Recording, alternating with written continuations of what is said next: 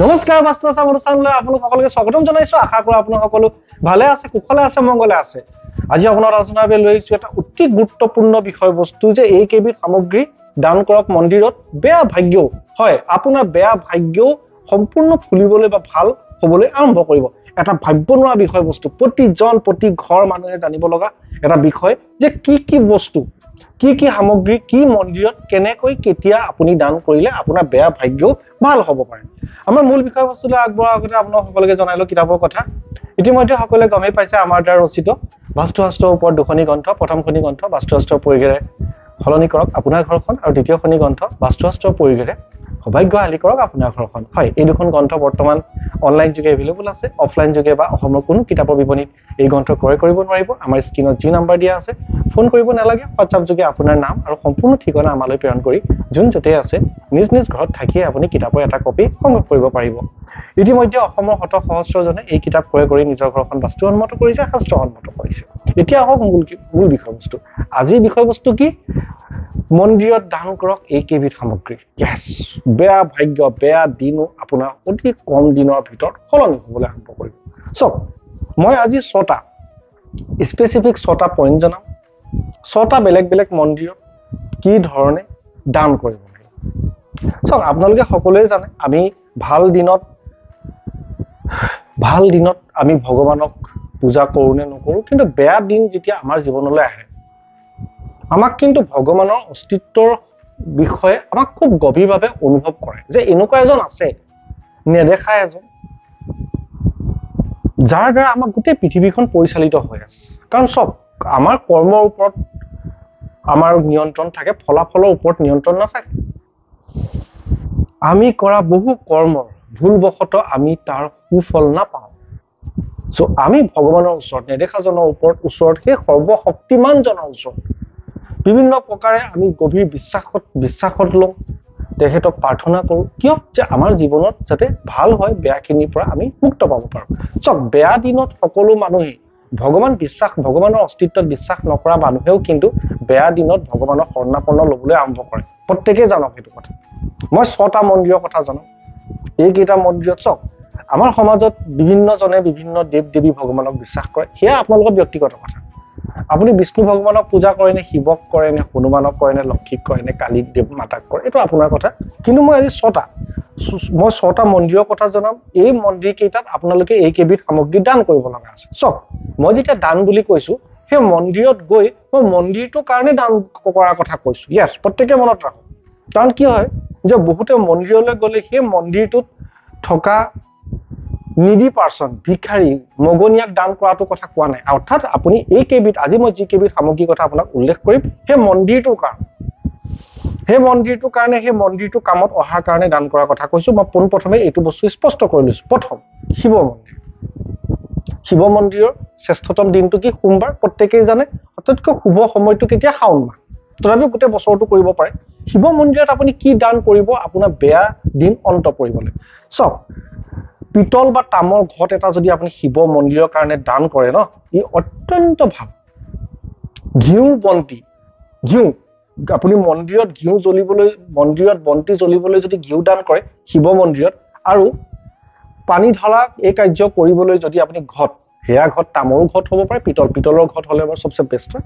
এইকেইটা যদি আপুনি মন্দিৰটোৰ কাৰণে দান কৰে, কোনো পাৰ্চনেল ব্যক্তিত নহয়, মন্দিৰটোৰ কাৰণে দান কৰে, তেনেহ'লে ভোলে বাবা আপোনাৰ ওপৰত অতি সোনকালে প্ৰসন্ন হয়। চাওক, মই এইখিনিতে এটা কথা স্পষ্ট কৰি দিওঁ, শিৱ মন্দিৰত শিৱলিংগত গাখীৰ ঢালে, পঞ্চমৃত ঢালে, মই সেইটো বিষয়ে কোৱা নাই। কাৰণ কিয়? সেয়া আপুনি ভগৱানক উৎসৰ্গা কৰিছে, ভগৱানক অৰ্পণ কৰিছে। মই আজি দান কৰাৰ কথা কৈছো। কি লাভ হ'ব? মহাদেৱ প্ৰসন্ন হ'ব। সকলোৱে জানে মহাদেৱ প্ৰসন্ন হ'লে আপোনাৰ জীৱনত যি বেয়া আছে, ৰাহু কেতু শনি, সকলো বেয়া প্ৰভাৱ নাশ হৈ যায় আৰু সমৃদ্ধি হয়। প্ৰত্যেকে এইটো কথা জানি থওক। মহাদেৱক সোমবাৰ দিনটো।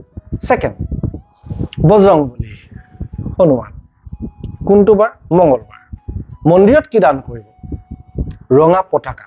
ইয়েছ, আপুনি কোনোবা মন্দিৰত যদি বজৰংবলী, হনুমান মন্দিৰত যদি মংগলবাৰে ৰঙা ধ্বজা বা পতাকা লগায়। ছেকেণ্ড, আপুনি তাত মানুহ বহা আসন যদি মন্দিৰটোৰ কাৰণে দান কৰে, অৰ্থাৎ আপুনি দিয়া আসনত যদি আপোনালোকে দেখিছে নিশ্চয় হনুমান মন্দিৰ গ'লে বহু মানুহে হনুমান মন্দিৰত বহি হনুমান চালিচা পাঠ কৰে। আমিও ভিডিঅ'ত এই কথা আগে উল্লেখ কৰিছোঁ। তো আপুনি দিয়া আসনত যদি তাত হনুমান ভক্তগণ আহি যদি তাত বহি হনুমান চালিচা পাঠ কৰে, ইয়াৰ ভাবিব নোৱাৰা সুফল আপোনাৰ জীৱনত আহে। কি লাভ দিব? চাওক, সা সম্পত্তি আৰু প্ৰতিষ্ঠা বজৰংবলীৰ আশীৰ্বাদত, আৰু আপোনাৰ বিপদৰ পৰা আপোনাক মুক্তি কৰিব। 3 নম্বৰ, শনি মন্দিৰ। কোনটো বাৰ? চবেই জানে, শনিবাৰ। কি দান কৰিব? মন্দিৰটোৰ কাৰণে মই কৈছোঁ, ভিক্ষাৰীক দান কৰাৰ কথা কোৱা নাই, আকৌ এবাৰ মই আপোনালোকক সোঁৱৰাই দিছোঁ। শনি মন্দিৰত আপোনালোকে যদি লোহাৰ সামগ্ৰী দান কৰে, কি লোহাৰ সামগ্ৰী দান কৰিব? লোহাৰ গছা, য'ত মানে বন্তি দিয়ে, লোহাৰ গছা দান কৰিব পাৰে, লোহাৰ ত্ৰিশূলো দান কৰিব পাৰে, বা মিঠাতেল। সেই মন্দিৰটোত বন্তি জ্বলি থাকিবলৈ যদি মিঠাতেল দান কৰে, তেনেহ'লে আপোনাৰ কাৰণে অত্যন্ত ভাল। কি লাভ? শনিৰ বেয়া প্ৰভাৱ আপোনালোকৰ জীৱনৰ পৰা কমি যায়। য়েছ, কাৰণ চাওক, প্ৰতিজন যিমান সফল নহওক কিয়, প্ৰতিজন ব্যক্তিয়ে জীৱন কালত শনিৰ দশা, মহাদশা, অন্তৰ্দশা পাৰ কৰিব লগা হয়। এই কথা প্ৰত্যেকেই জানক। পৃথিৱীৰ আটাইতকৈ সফল ব্যক্তিজনে শনিৰ দশা, মহাদশাত সকলোৰে দুখ কষ্ট হ'বই হ'ব। সেইটো প্ৰতিজন মানুহেই জীৱনত পালন কৰিব লগা। যি কি নহওক, এইটো এটা বেলেগ বিষয়, মই বিতংকৈ নকওঁ। 4 নম্বৰ, বিষ্ণু নাৰায়ণ মন্দিৰ। কোনবাৰ? বৃহস্পতিবাৰ। চব বহাগ মাহত যদি কৰে সকলোতকৈ বেষ্ট, বাকী বছৰ যিকোনো মাহত আপুনি কৰিব পাৰে। কি দান কৰিব? হালধীয়া বস্ত্ৰ। মন্দিৰটো কোনোবা এটা খুঁটাত যদি হালধীয়া বস্ত্ৰ লগাই আহে, ওপৰত যদি এখন হালধীয়া বস্ত্ৰ দিয়ে, আসন, য়েছ, মই আগতে ক'লো হনুমান মন্দিৰত যেনেকৈ আপোনালোকে আসনৰ কথা ক'লো, ইয়াতো যদি আপুনি আসন দিয়ে বা যদি মন্দিৰটোৰ কাৰণে আপুনি ধৰ্মগ্ৰন্থ দান কৰে, তেনেহ'লে অত্যন্ত শুভ। তাত আৰু এটা বস্তু আপোনালোকে দান কৰিব পাৰে। চাওক, মন্দিৰত গ'লে আপোনালোকে দেখিছে পূজাৰীয়ে ফুট দিয়ে, সেই ফুট দিয়া সামগ্ৰীখিনি, কেশৰ, হালধি গুৰি, ইয়াৰ কিন্তু ভাবিব নোৱাৰা সুফল আহে। কাৰণ কেলে? সেই আপুনি দিয়া সেই সামগ্ৰীখিনি ধৰি মন্দিৰটোলৈ অহা প্ৰতিজন ভক্তক ফুট দিয়াত, কপালত ফুট দিয়াত ব্যৱহাৰ কৰা হ'ব। ইয়াৰ পৰা আপোনাৰ যথেষ্টখিনি সুফলাফল আহিব। চাওক, বেয়া ভাগ্য, আপোনাৰ দুৰ্ভাগ্যও দূৰ হয়, বেয়া ভাগ্য উলট খাব পাৰে এইকেইটা কৰ্মৰ জৰিয়তে। কি লাভ বিষ্ণু মন্দিৰত?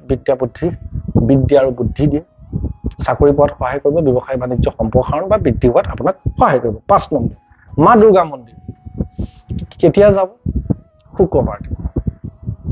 কোনটো মাহত বেষ্ট? আহিন কাতি মাহত বেষ্ট। তথাপিও বছৰৰ সকলো মাহতে কৰিব পাৰে। কি দিব?